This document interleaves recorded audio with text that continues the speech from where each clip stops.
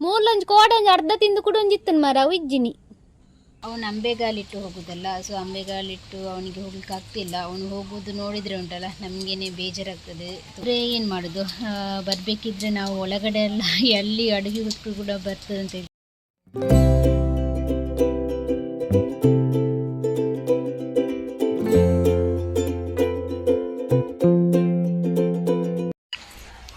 Hi ಎಲ್ರಿಗೂ ನಮಸ್ಕಾರ, welcome back to our YouTube channel. ನಾನು ಇವತ್ತು ಬೆಳಗ್ಗೆಯಿಂದ ಲಾಗನ್ನು ಸ್ಟಾರ್ಟ್ ಮಾಡಿದ್ದೇನೆ. ನನಗೆ ಇವಾಗ ಲಾಗ್ ಮಾಡಲಿಕ್ಕೇ ಟೈಮ್ ಸಿಗ್ತಿಲ್ಲ. ಸ್ವಲ್ಪ ರಾಯು ಕೂಡ ಹುಷಾರಿಲ್ಲಲ್ಲ, ಸೊ ಹಾಗೆ ಲಾಗೆಲ್ಲ ಮಾಡಲಿಕ್ಕೆ ನನಗೆ ಟೈಮೇ ಸಿಗ್ತಿಲ್ಲ. ಅವನ ಹಿಂದೆನೇ ಆಗ್ತದೆ. ಅವನಿಗೆ ತುಂಬ ಹುಷಾರಿರಲಿಲ್ಲ. ಒಂದು 5-6 ದಿವಸ ಆಯಿತು. ನಾನು ನಿಮಗೆ ಮೊನ್ನೆದು ಲಾಗಲ್ಲಿ ನಾನು ನಿಮಗೆ ಅಪ್ಲೋಡ್ ಮಾಡಿದ್ದೆ. ನನಗೆ ಹೇಳಿದ್ದೆ ಅವನಿಗೆ ಹುಷಾರಿರಲಿಲ್ಲ ಅಂತ ಹೇಳಿ. ಪಾಪ ಅವನಿಗೆ ಏನು ಹೇಳಬೇಕಂತಲೇ ಗೊತ್ತಾಗ್ತಿರ್ಲಿಲ್ಲ. ಅಂದರೆ ಚಿಕ್ಕ ಮಗು ಅಲ್ಲ, ನೋವೆಲ್ಲ ಆದದೆಲ್ಲ ಪಾಪ ಅವನಿಗೆ ಅಷ್ಟೊಂದು ತಡಿಲಿಕ್ಕೆಲ್ಲ ಆಗ್ತಿರಲಿಲ್ಲ. ಒಂದು 3-4 ದಿವಸ ಜ್ವರನೇ ಜೋರಿತ್ತು. ಡಾಕ್ಟರ್ ಹೇಳಿದರು 3 ದಿವಸ ಜ್ವರ ಇರ್ತದೆ ಜೋರು, ಆನಂತರ ಅದು ಕೂಡ ಹುಣ್ಣೆಲ್ಲ ಜಾಸ್ತಿ ಬೀಳ್ತದೆ ಅಂತ ಹೇಳಿದರು. ಸೊ ಹಾಗೆ 3 ದಿವಸ ಜ್ವರ ಕೂಡ ಜೋರಿತ್ತು. ಮತ್ತು ಸ್ವಲ್ಪ ಆ್ಯಕ್ಟಿವ್ ಆದ. ಈಗ ಓಕೆ, ಅವನ ಕಾಲಿನ ಗಂಟುಂಟಲ್ಲ, ಸೊ ಅಲ್ಲಿ ತುಂಬ ಹುಣ್ಣೆಲ್ಲ ಬಿದ್ದಿದೆ. ಸೊ ಹಾಗೆ ಅವನಿಗೆಲ್ಲ ಹೋಗಲಿಕ್ಕೆಲ್ಲ ಆಗೋದಿಲ್ಲ ಕೆಳಗಿಂದ. ಅವನು ಅಂಬೆಗಾಲಿಟ್ಟು ಹೋಗೋದಲ್ಲ, ಸೊ ಅಂಬೆಗಾಲಿಟ್ಟು ಅವನಿಗೆ ಹೋಗ್ಲಿಕ್ಕೆ ಆಗ್ತಿಲ್ಲ. ಅವನು ಹೋಗೋದು ನೋಡಿದರೆ ಉಂಟಲ್ಲ ನಮಗೇನೆ ಬೇಜಾರಾಗ್ತದೆ, ತುಂಬ ಬೇಜಾರಾಗ್ತದೆ. ಆ ಪರಿಸ್ಥಿತಿ ಈ ಚಿಕ್ಕ ಮಕ್ಕಳಿಗೆ ಉಂಟಲ್ಲ, ಅಷ್ಟು ಚಿಕ್ಕ ಮಕ್ಕಳಿಗೆ 1.5 ವರ್ಷದಲ್ಲಿ ಬರಬಾರ್ದು. ತುಂಬ ಅಂದರೆ ಹೇಗೆ ಹೇಳೋದು, ನಮಗೂ ಕೂಡ ಗೊತ್ತಾಗೋದಿಲ್ಲ ಅವರಿಗೆ ಏನಾಗ್ತಾ ಉಂಟಂತ ಹೇಳಿ ಸಹ. ಅವರಿಗೆ ಕೂಡ ಹೇಳಲಿಕ್ಕೆ ಆಗೋದಿಲ್ಲಲ್ಲ ಅವರಿಗೆ ಏನಾಗ್ತಾ ಉಂಟಂತ ಸಹ.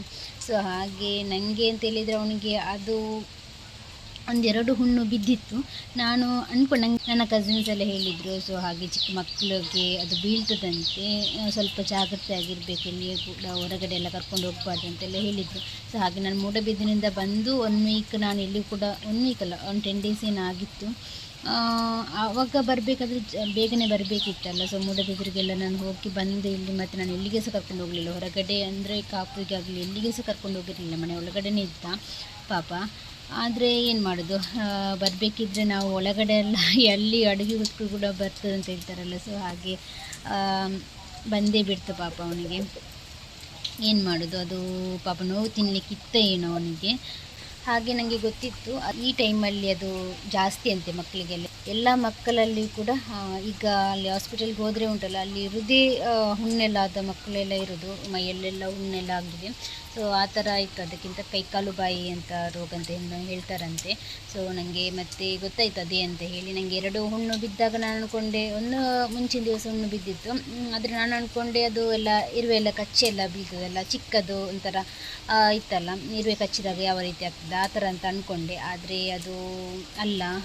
ಮತ್ತು ಮರುದಿವಸ ಬೆಳಗ್ಗೆ ಒಂದು 4-5 ಬಿದ್ದಿತ್ತು. ಮತ್ತು ನನಗೆ ಗೊತ್ತಾಯಿತು ಇದು ಅದೇ ಆಗಿರ್ಬೋದು ನನಗೆ, ಅಂದರೆ ಅದರ ಹೇಳಿದೆಲ್ಲ ಗೊತ್ತಿತ್ತಲ್ಲ. ಸೊ ಹಾಗೆ ನಾನು ಅಂದ್ಕೊಂಡೆ ಅದೇ ಆಗಿರ್ಬೋದು ಅಂತ ಹೇಳಿ ನಾನು ಹಾಸ್ಪಿಟಲ್ಗೆ ಡಾಕ್ಟರ್ ಅಪಾಯಿಂಟ್ಮೆಂಟ್ ತಗೊಂಡು ಕರ್ಕೊಂಡೋದೆ.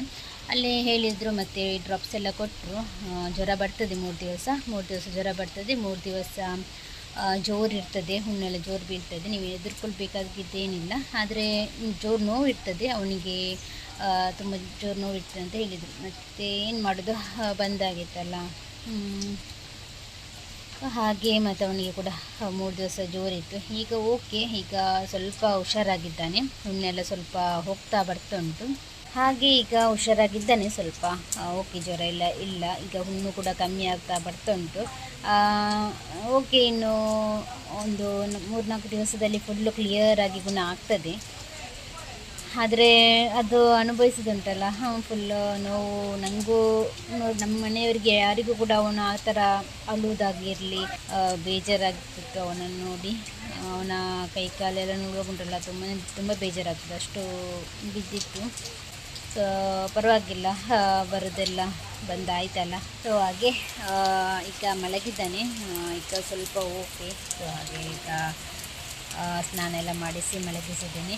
ಇವತ್ತು ನೋಡಿ ಅಂತ ಫುಲ್ ಜೋರು ಮಳೆ, ಬೆಳಗ್ಗೆಯಿಂದ ಸ್ಟಾರ್ಟ್ ಆಗಿದೆ ಮಳೆ. ನಿನ್ನೆ ಸ್ವಲ್ಪ ಓಕೆ, ಬೆಳಗ್ಗೆ ಇತ್ತು ಮಳೆ, ಆದರೆ ಓಕೆ ಅಷ್ಟೊಂದು ಜೋರು ಇರಲಿಲ್ಲ. ಇವತ್ತುಂಟಲ್ಲ ಬಿಡ್ತಾನೆ ಇಲ್ಲ, ಬೆಳಿಗ್ಗೆ ಸ್ಟಾರ್ಟ್ ಆದ ಮಳೆ ಇವತ್ತು ಇಲ್ಲಿ ತನಕ ಬಿಡ್ತಾ ಇಲ್ಲ. ನೀವು ನೋಡ್ತಿರ್ಬೋದು ತುಂಬ ಜೋರು ಮಳೆ ಬರ್ತಾ ಉಂಟು. ಮಿಂಚು ಕೂಡ ಚಿಕ್ಕವದಲ್ಲ, ಅವಳಿಗೆ ಕೂಡ ಬಂದರೆ ಅಂತ ಹೇಳಿ ನಾವಿಲ್ಲಿಗೆ ಬರಲಿಕ್ಕೇ ಬಿಡ್ತಾ ಇಲ್ಲ.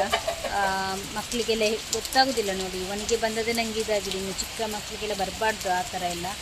ಸೊ ಯಾರಿಗೂ ಕೂಡ ಬರಬಾರ್ದು, ಅದು ಅಷ್ಟು ನೋವಿರ್ತದಂತೆ, ತುಂಬ ನೋವಿರ್ತದಂತೆ. ಇವನಿಗಂತ ಎಲ್ಲ ಚಿಕ್ಕ ಮಗು ಅಲ್ಲ, ಅದಕ್ಕೆ ನೋವಂತ ಏನು ಅಂತ ಗೊತ್ತಿಲ್ಲ. ಹಾಗೆ ಅವನಿಗೆ ಒಳಗಡೆ ತುಂಬ ಜೋರು 101 ಡಿಗ್ರಿ ಜ್ವರ ಎಲ್ಲ ಬರ್ತಿತ್ತು ಅವನಿಗೆ, ಅಷ್ಟು ಜೋರಿತ್ತು. ಇನ್ನು ಅವಳಿಗೂ ಕೂಡ ನಾವು ಇಲ್ಲಿಗೆ ಬರಲಿಕ್ಕೆ ಬಿಡ್ತಾ ಇಲ್ಲ. ಇವನುಂಟಲ್ಲ ಸಾಯಂಕಾಲ ಹೊತ್ತಿಗೆ ಹಠ ಮಾಡೋದು, ಆಚೆ ಸೈಡ್ ಹೋಗೋಣ, ಅಲ್ಲಿಗೆ ಹೋಗೋಣ, ಇಲ್ಲಿಗೆ ಹೋಗೋಣ ಅಂತ ಹೇಳಿ. ನಾವು ಸಾಯಂಕಾಲ ಹೊತ್ತಿಗೆ ಕರ್ಕೊಂಡು ಹೋಗ್ತಿದ್ವಲ್ಲ, ಸ್ವಲ್ಪ ಹೊರಗಡೆ ಕರ್ಕೊಂಡು ಬರ್ತಿದ್ವಿ, ಮತ್ತು ನನ್ನ ಫ್ರೆಂಡ್ ಮನೆಗೆ ಮತ್ತು ಮಿಂಚಿನ ಮನೆಗೆಲ್ಲ ಕರ್ಕೊಂಡು ಹೋಗ್ತಿದ್ವಲ್ಲ. ಸೊ ಅವನಿಗೆಲ್ಲ ಅಭ್ಯಾಸ ಆಗಿದೆ ಅಲ್ಲ, ಹಾಗೆ ಅವನಿಗೆ ಹೊರಗಡೆ ಕುತ್ಕೊಳ್ಲಿಕ್ಕೆ ಕೇಳ್ತಾರೆ. ಮೊದಲೇ ಜೋರು ನೋವು ಉಂಟು, ಅದರ ಮಧ್ಯದಲ್ಲಿ ಹಠ ಕೂಡ ಮಾಡೋದು ಹೋಗೋಣ ಅಂತ ಹೇಳಿ, ಅಲ್ಲಿಗೆ ಕೈ ತೋರಿಸಿದೆ. ನಾವು ಆ ಥರ ಎಲ್ಲ ಮಾಡಬಾರ್ದಲ್ಲ, ನಮ್ಮ ಮಕ್ಕಳಿಗೆ ಬಂತಂತ ಹೇಳಿ ಚಿಕ್ಕ ಮಕ್ಕಳಿದ್ದ ಕಡೆಗೆ ನಾವೆಲ್ಲ ಕರ್ಕೊಂಡು ಹೋಗಬಾರ್ದು ಅಂತ ಹೇಳಿ ನಾನು ಅವನನ್ನು ಎಲ್ಲಿಯೂ ಕೂಡ ಕರ್ಕೊಂಡು ಹೋಗಲಿಲ್ಲ, ಮನೆ ಒಳಗಡೆ ಕುಳಿಸಿದ್ದೇನೆ. ಅವರ ಹತ್ರ ಸಹ ಕೂಡ ಹೇಳಿದ್ದೇನೆ ಬೇಡ ಇಲ್ಲಿಗೆ ಬರೋದು ಅಂತ ಹೇಳಿ. ಹಾಗೆ ಈಗ ಮಳೆ ಕೂಡ ಉಂಟಲ್ಲ, ಈಗ ನೋಡ್ತಿರ್ಬೋದು. ನಿನ್ನೆ ಅಷ್ಟೊಂದು ಜೋರು ಮಳೆ ಇರಲಿಲ್ಲ, ಆದರೆ ಇವತ್ತು ತುಂಬ ಜೋರು ಮಳೆ ಉಂಟು. ಇಲ್ಲಿ 2 ಪೇರಳೆ ಹಣ್ಣಾಗಿತ್ತಂತ ಹೇಳಿ ಚಿಂಚು ಮಾವನನ್ನು ಕರ್ಕೊಂಡು ಬಂದಿದ್ದಾಳೆ. ನಾನು ಕೂಡ ಪೇರಳೆ ಮರದ ಹತ್ರ ಹೋಗಿರಲಿಲ್ಲ, ರಾಯಿಗೆ ಹುಷಾರಿರಲಿಲ್ಲ, ಸೊ ಹಾಗೆ ನಾನು ಹೋಗಿರಲಿಲ್ಲ. ಹಾಗೆ ಇವತ್ತು ಚಿಂಚು ನೋಡಿದ್ಲ ಅಂತ 2 ಪೇರಳೆ ಹಣ್ಣು ಉಂಟಂತ ಹೇಳಿ, ಸೊ ಹಾಗೆ ಇಲ್ಲಿ ಮಾವನನ್ನು ಕರ್ಕೊಂಡು ಬಂದು ಕೊಯ್ತಿದ್ದಾಳೆ. 3 ಇತ್ತೇನೋ, 2 ಅಲ್ಲ 3 ಇತ್ತು ಪೇರಳೆ ಹಣ್ಣು, ಸೊ ಅದನ್ನು ಇಲ್ಲಿ ತೆಗಿತಿದ್ದಾರೆ.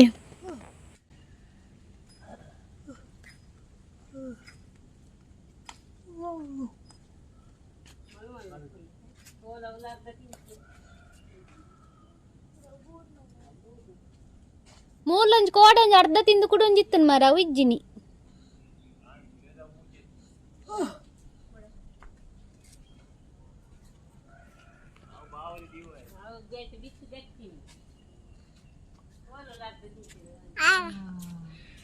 ರಾಯುಗ